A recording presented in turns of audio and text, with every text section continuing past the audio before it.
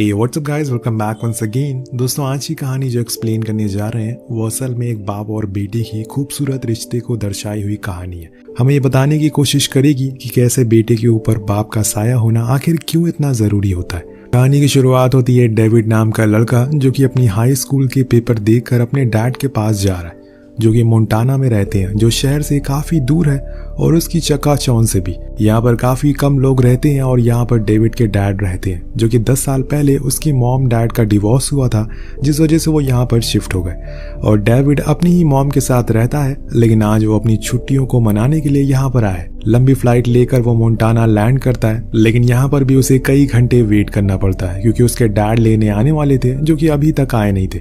इसीलिए वो वहीं बैठा रहता है। बहुत देर बाद एक शख्स उसके पास आता है जिसका नाम जेसी होता है और वो यही डेविड के डैड है। वो उसे बस हेलो कहता है और कुछ नहीं, जिसे साफ पता चलता है कि उसके डैड से उसकी बनती नहीं है।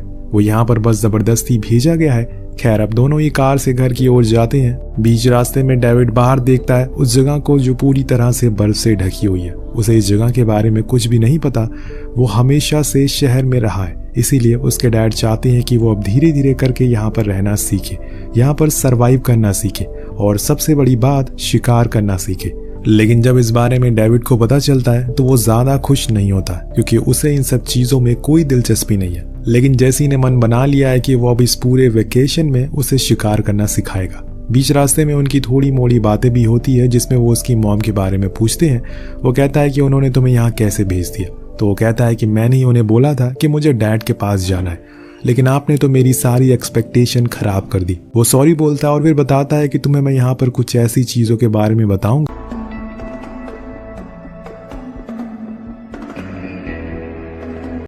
और कुछ ऐसी चीजें भी सिखाऊंगा जो शायद तुमने आज तक कभी नहीं सुनी होगी और जिंदगी भर तुम उन्हें भूल नहीं पाओगे। घर जाने के कुछ देर बाद ही वो उसे लेकर शिकार के लिए निकल जाते हैं। जैसे कि उसने उसे कहा था, वो दोनों ही अपनी राइफल लेकर आज चिड़ियों का शिकार करेंगे। लेकिन जॉनी, जो कि उसके डैड थे, वो बरसों से शिकार करते हुए आ रहे हैं, इसीलिए वो एक ही झटके में चिड़िए को गिरा देते हैं। लेकिन वहीं दूसरी तरफ डेविड, वो तो सही से बंदूक भी पकड़ नहीं पा रहा था। वो उससे कहते हैं कि जब तक तुम कोई भी चिड़ियों को शूट नहीं करोगे तब तक तुम घर नहीं जाओगे। दोस्तों, इस कहानी में आपको बाप और बेटे के अलावा कई और चीजों के बारे में भी जानने को मिलेगा जो कि जीने के लिए जरूरी है। खैर, अब कहानी आगे बढ़ती है और शाम हो जाती है, लेकिन डेविड एक भी शिकार नहीं कर पाता और इस बात से जॉनी काफी गुस्सा करता है। वो मन ही मन सोचता है कि उसका बेटा कि कैसे इतना बेकार शिकार कर सकता है जबकि वो इतना माहिर है। आखिर में जाकर एक बर्ड गिरती है। जब वो लोग उसे ढूंढने के लिए जाते हैं तो वो कहीं दिखाई नहीं देती। तो जॉनी कहता है कि शायद वो ऐसे जख्मी हालत में उड़ गई होगी। तो डेविड कहता है कि ऐसा नहीं है, असल में उसे गोली लगी ही नहीं थी।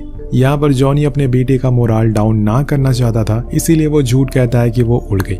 देखो, यहाँ पर खून के निशान भी दिख रहे हैं, लेकिन तुम उदास मत हो, कल हम लोग फिर से आएंगे और इस बारी हमें बड़े जानवर का शिकार करेंगे।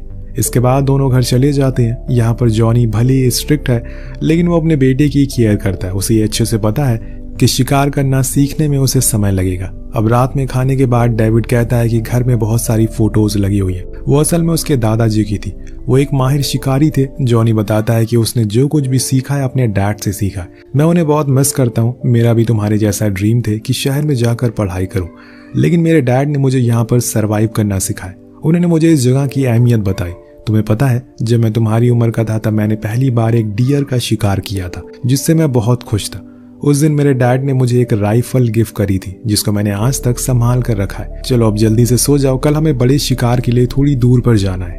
अब दोनों सोने के लिए चले जाते हैं, लेकिन डेविड देर रात गेम खेलता रहता है, इसीलिए जॉनी उसे डांटता और उसे फोन छीन लेता है, जो कि डेविड को बिल्कुल पसंद नहीं आता। अब अगले दिन का सूरज निकलता और ये दोनों ही तैयार होकर अपनी जीप से शिकार के लिए निकल जाते हैं। आज उन्हें लंबा सफर तय करना है। जाने से पहले जॉनी उसे वही राइफल गिफ्ट करता है जो कि उसके डैड ने उसे दी थी। वो इस लेगेसी को आगे बढ़ाना चाहता था और उससे कहता है कि अब से तुम्हारा निशाना नहीं चुकेगा। अब डेविड ट्राई करने के लिए एक चीज पर एम भी करता है और इस बारी वो सही जगह निशाना लगा लेता है। यहाँ हम देख पाते हैं कि डेविड का मन नहीं है शिकार पर जाने के लिए, इसीलिए वो अपने रूम में आ जाता है और फोन यूज करने लगता है। पर तभी वहाँ डैड आते हैं, उसे नीचे आने को बोलते हैं, तो वो अपना फोन वहीं छोड़कर चला जाता है, जिसमें उसकी मॉम का वॉइस मेल आया था। उसका फोन छोड़कर जाना उसकी सबसे बड़ी गलती होगी या फिर सबसे अच्छी बात, ये हमें आगे पता चलेगा। लेकिन इतना जरूर बता दूं कि जो कुछ भी होने वाला है वो हैरान कर देगा। अब जीप में बैठने के कुछ देर बाद ही डेविड जाने से मना कर देता है क्योंकि उन्हें शिकार में कई दिन लगने वाले हैं और वो काफी दूर भी है। इसीलिए वो कहता है कि मैं किसी टेंट में नहीं सोऊंगा, मुझे किसी जानवर को मारना भी अच्छा नहीं लगता। तो जॉनी उसकी बात से गुस्सा हो जाता है और कार को मोड़ने लगता है। वो अपने बेटे से कहता है कि तुम किसी भी काम के नहीं हो, शायद मैंने तुम्हें यहाँ पर बुलाकर गलती कर दी। अब कुछ देर बाद पता नहीं डेविड को क्या सूझता है, वो कार को रोकने को कहता है और बोलता है कि ठीक है मैं चलूंगा, मुझे भी अपने दादा की जैसे बनना है। वो सिर्फ ये अपने डैड के लिए कर रहा था, उसे ये समझ आ गया था कि उसके डैड के लिए ये सब चीजें बहुत मायने रखती है। अब जहाँ पर इन्हें जाना है वहां तक कार नहीं जाती, इसीलिए दोनों अपने सामानों को लेकर पैदल ही आगे निकल जाते हैं। बीच रास्ते में वो डेविड से कहता है कि मैं अब बूढ़ा हो चुका हूँ, इसीलिए तुम धीरे धीरे चलो, तुम मुझसे काफी तेज हो। लेकिन डेविड का कहना था कि वो ऐसे नहीं है, उसने तो कभी भी कोई रेस भी नहीं जीती, उसे तेज तो वो चल रहे हैं। अब बातों बातों में जॉनी भालू का जिक्र कर देता और बताता है कि यहाँ पर अक्सर भालू देखे जाते। तो डेविड हैरान हो जाता और डर भी जाता है। उसके डैड उसे शांत करवाते हैं और कहते हैं कि घबराओ मत, मैं तुम्हारे साथ हूँ, तुम्हें कुछ नहीं होगा और हमारे पास बंदूक भी तो है। अब पूरे दिन चलने के बाद ये लोग उस जगह पर पहुंच जाते हैं जहाँ पर जॉनी अपने डैड के साथ आया करता था। वहाँ उन्होंने एक हट भी बनाया हुआ था जिसमें ये लोग आज की रात गुजारेंगे। अब सूरज निकलता है और ये लोग पूरी तैयारी के साथ एक हिरन का शिकार करने के लिए जाएंगे, जिसके पीछे जॉनी बहुत टाइम लगा हुआ था। उसने उस हिरन को हर जगह पर फॉलो किया और कई दिनों तक, इसीलिए उसे अच्छे से पता है कि वो कब और कहां कैसे आएगा। अब ये लोग उसी ओर जाने लगते हैं, पर बीच में इनका सामना हो जाता है एक भालू से जो अपने बच्चों के साथ होता है। डेविड बहुत डर जाता है और शूट करने के लिए कहता है, लेकिन जॉनी मना करता है और उसे सिखाता है कि कैसे इन हालातों में खुद को बचाया जाता है। वो उसे चुपचाप अपनी जगह पर खड़ा रहने को बोलता है, जिससे कि वो भालू वहां से चला जाता है। तो डेविड पूछता है कि उसने हम पर हमला क्यों नहीं किया।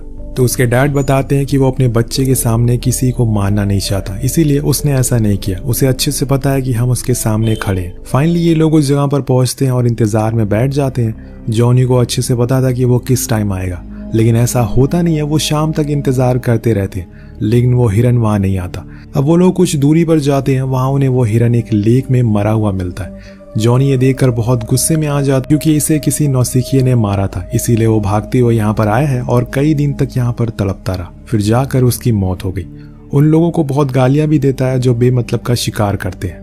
वो डेविड से कहता है कि हम इतनी दूर यहाँ पर आए हैं तो बिना शिकार किए हुए हट नहीं जा सकते, वरना आज हमें ऐसे ही भूखे सोना पड़ेगा। इसीलिए वो दोनों दूसरी जगह पर जाते हैं जहाँ पर बहुत ढूंढने के बाद उन्हें एक हिरन दिख जाता है। अब वो डेविड को एम करने को बोलता है और ये भी बताता है कि शूट करते टाइम पलक मत झपकाना। लेकिन दोस्तों यहाँ पर उसका निशाना चूक जाता है, लेकिन जॉनी इसके लिए तैयार था, इसलिए वो अगले ही पल अपनी बंदूक से गोली चलाता है और वो हिरन मारा जाता है।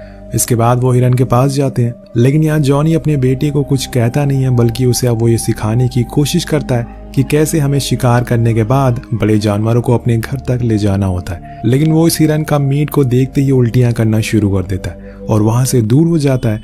इसीलिए जॉनी को अकेले उसे लेकर हट तक आना पड़ता है और फिर वो लोग डिनर करते हैं। यहाँ एक बार फिर से जॉनी अपनी उन्हीं दिनों में खो जाता है जिसे वो हमेशा याद किया करता था। वो अपने बेटे से कहता है कि जहाँ पर तुम आज बैठे हो वहां पर किसी दौर में मैं बैठा करता था, क्या पता आगे जाकर वहां पर तुम्हारा बेटा बैठे और तुम उसे वही सब बातें बताओ जो मैं तुम्हें बता रहा हूँ।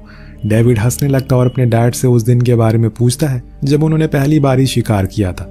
वो एक मूस का शिकार था। उन्हें तो ये भी नहीं पता था कि वो दिखता कैसा है, पर उनके डैड यानी कि डेविड के दादाजी उसे बताए कि वो दिखता कैसा है, जिसके बाद वो उसके पीछे भी गया, लेकिन वो शिकार नहीं कर पाए। जी हाँ, आपने सही सुना। जॉनी बताता है कि उस दिन राइफल को चला नहीं पाए वो, और तब तक वो मूस वहां से भाग निकला।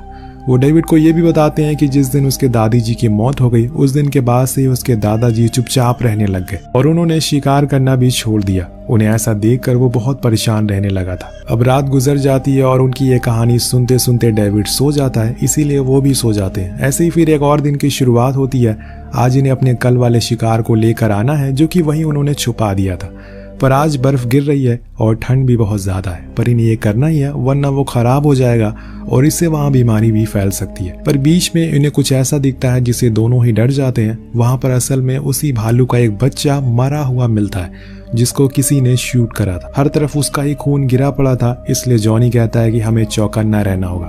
तुम अपनी बंदूक को लोड करके रखो, क्योंकि अब इस भालू का बाप यही कहीं आसपास ही घूम रहा होगा। वो जरूर इसके बेटे के कातिल की खोज में होगा। अब ये और आगे बढ़ते हैं और इन्हें कुछ देर बाद अपना छोड़ा हुआ शिकार मिल जाता है, जिसके जॉनी छोटे छोटे टुकड़े करना शुरू कर देता है और डेविड से कहता है कि तुम जाकर यहाँ पास वाली नदी से पानी भर लाओ। वो अपने डैड के बताए हुए रास्ते को फॉलो करके नदी तक पहुंच जाता है, लेकिन वापस आते समय वो देखता है कि वहां पर उस भालू का दूसरा बच्चा भी घायल है। उसको गोली लगी थी और इसीलिए वो वहीं गिरा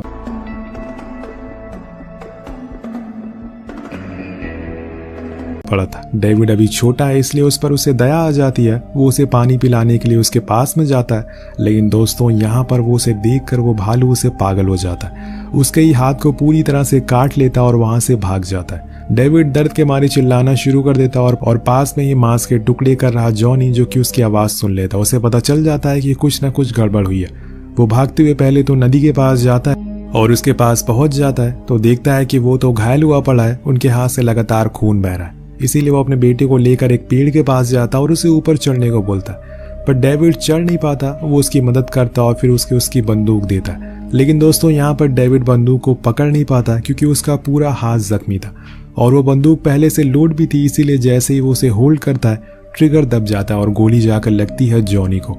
पर शुक्र है कि उसका पैर ही जख्मी हुआ था, कहीं और गोली नहीं लगी थी। दोनों ही बाप बेटे जख्मी थे, पर गोली की आवाज से वहां पर बड़ा वाला भालू आ जाता है। इसीलिए जॉनी रेंगते हुए बंदूक को उठाता है और उसकी तरफ करता है, पर वो इन्हें कुछ कहता नहीं है, इसीलिए वो शूट भी नहीं करता। अब डेविड पेड़ से नीचे उतरता और अपने डैड से माफी मांगता है, पर जॉनी उसे कुछ नहीं कहता। उसे पता है कि ये समय डांटने का नहीं है बल्कि साथ देने का है। डेविड चाहता है कि वो उस गोली को निकाल दे, लेकिन जॉनी ऐसा करने से मना करता है क्योंकि वो चीज सही से नहीं कर पाएगा। इसीलिए वो उसे पैर पर कसकर बांधने को बोलता है और बताता है कि यहाँ पास में ही एक कैबिन है, वहां जाकर किसी से मदद मांग कर लाओ और वापस आते टाइम पानी की आवाज को सुनना। मैं नदी के किनारे तुम्हारा इंतजार करूंगा। लेकिन डेविड ऐसा नहीं करने वाला है। वो उनसे कहता है कि मैं आपको यहाँ पर अकेले छोड़कर नहीं जा सकता, हमें साथ में आगे बढ़ना होगा। अब जॉनी बड़ी देर बाद मान जाता और फिर एक लकड़ी के सहारे से आगे बढ़ता है। बीच में वो उसे राइफल की सेफ्टी लॉक के बारे में भी बताता है और थोड़ा सा डांटता भी है। तो वो एक बाप है, जिसके बाद ये लोग फिर से आगे बढ़ते हैं। पर कुछ देर जाने के बाद जॉनी की हिम्मत जवाब देती है, वो और चल नहीं सकता। तो डेविड कहता है कि मैंने सिटी में डेडलिफ्ट करी है, अगर आप चाहो तो मैं आपको उठाकर आगे बढ़ सकता हूँ। जॉनी को ये मजाक लगता है, लेकिन असल में वो उसे उठा लेता है और फिर एक बेटा अपने बाप को अपने कंधों पर बैठाकर आगे लेकर जाता है। ऐसे समय में उसका सहारा बनता है जब उसकी सबसे ज्यादा उसे जरूरत है। पूरे रास्ते भर जॉनी उसे अपने बचपन के दिनों के बारे में बताता रहता है। कुछ देर बाद वो कुछ खाने के लिए रुकते हैं, लेकिन उनके पास आग जलाने का समय नहीं है, इसीलिए वो उस मीट को कच्चा ही खाते हैं। फिर से आगे बढ़ते हैं और रात होने पर वो लोग एक जगह पर रुकते हैं जहाँ पर जॉनी अपने बेटे को गाइड करता है और उसे बताता है कि कैसे कैसे उन्हें यहाँ पर सरवाइव करना है, कैसे उन्हें आग जलाना है, सब कुछ। डेविड सारी चीजें अच्छी तरीके से सीखता है और अब वो चीजों को सीरियसली ले रहा था। लेकिन जैसे जैसे दिन बीत रहे थे उसके पिता की हालत खराब होती जा रही थी, इसीलिए उसे उन्हें लेकर जल्दी ही आगे बढ़ना होगा। अब वो रात तो जैसे तैसे करके निकल जाती है, पर सुबह सुबह ही डेविड को उस भालू का डर सताने लगता है। वो अपनी बंदूक पकड़ लेता है, लेकिन तभी उसके डैड की आंख खुलती है। वो उल्टियां करना शुरू कर देते हैं। उन्हें तेज बुखार था और बर्फीली जगह पर बुखार चढ़ना मतलब मौत के बराबर होता है। लेकिन डेविड ने हिम्मत नहीं छोड़ी। वो अपने पिता को लेकर अभी भी आगे बढ़ता है। जॉनी के अंदर जितनी भी ताकत बची थी वो उसी की मदद से उसे रास्ता बता रहे थे, पर डेविड ने बहुत दिनों से कुछ खाया नहीं है। उधर जॉनी ने भी कुछ खाना छोड़ दिया है, वो पानी तक नहीं पीते, इसीलिए वो सही से रास्ता भी बता नहीं पाते। और कुछ दिन बाद डेविड को पता चलता है कि वो लोग रास्ता भटक चुके हैं और ये इनके लिए सबसे बड़ी मुसीबत बन गई थी। अब ऐसे ही एक दिन डेविड पानी के लिए जाता और वहां एक बर्ड का शिकार करता है, जैसे कि उसके डैड ने उसे सिखाया था। वो लाकर अपने डैड को खाना खिलाता है और पानी भी पिलाता है, लेकिन अब जॉनी की हालत बहुत खराब हो गई है। वो एक दिन जब अकेले ऐसे ही बैठा होता है तब उसके पास एक हिरन आता और बस उसे छू कर चला जाता है। जॉनी उस समय बस उन पलों को याद कर रहा था जो उसने अपने डैड के साथ बिताए थे, पर डेविड उसका बेटा वो हिम्मत नहीं हारता। वो अपने डैड को बचा कर रहेगा, चाहे कुछ भी हो जाए। एक दिन वो ऐसे ही उन्हें कंधे पर बैठा कर चल रहा होता है कि उसे अपने सामने एक घर दिखता है। वो ये बात अपने डैड को बताता है, लेकिन वो कोई जवाब नहीं देते। अब घर के गेट को नॉक करता है और उन्हें बताता है कि वो लोग मुसीबत में है, उसके डैड को गोली लगी है। वो लेडी समझ जाती है, इसीलिए वो उन्हें अंदर आने को बोलती है, जिसके बाद वो लोग डॉक्टर को बुलाते हैं। पर जब वो जॉनी को देखती हैं तो उन्हें पता चलता है कि वो मर चुके हैं। और जब ये बात वो डेविड को बताते हैं तो वो कहता है कि हाँ, मुझे पहले ही पता था कि वो इस दुनिया में नहीं है। अगर वो चाहता तो वो उन्हें वहीं कहीं दफना देता, लेकिन उसने ऐसा नहीं किया, क्योंकि उसके डैड ने कहा था कि तुम्हें तब तक लड़ना चाहिए जब तक तुम्हारे अंदर 1% भी जान बची हो। अब सुबह होने पर वो अपने डैड के पास जाता है जिन्होंने उसे अकेला छोड़ दिया था, और इस लेगेसी को आगे बढ़ाने की जिम्मेदारी अब उसके कंधों पर है। वो उन्हें देखकर बहुत रोता है और वादा करता है कि वो उनकी ही तरह एक बहादुर और एक शातिर शिकारी बनेगा। और इसी दृश्य के साथ ये कहानी का यहीं पर अंत हो जाता है। तो ये इमोशनल कहानी आपको कैसी लगी नीचे कमेंट करके जरूर बताएगा। मिलते हैं अगली वीडियो में।